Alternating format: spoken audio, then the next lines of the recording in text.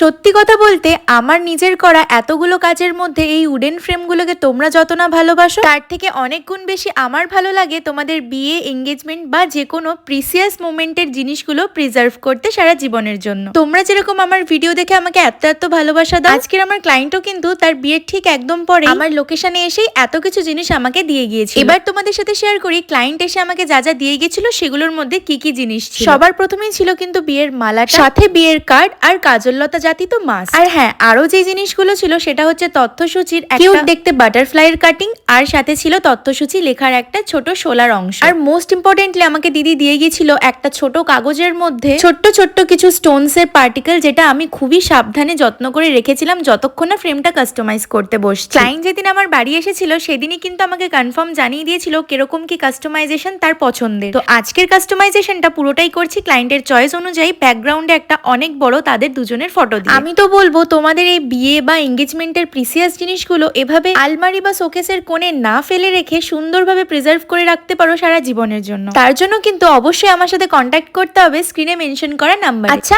এবার তোমরা দেখে জানাও তো ফাইনাল লুকটা তোমাদের কিরকম লাগলো। তোমরা আমার সাথে অর্ডার বা ক্লাস রিলেটেড কোয়ারির জন্য স্ক্রিনে মেনশন নাম্বারে কন্ট্যাক্ট করতে পারো। দেখা হচ্ছে অন্য কোনো ভিডিওতে। টাটা।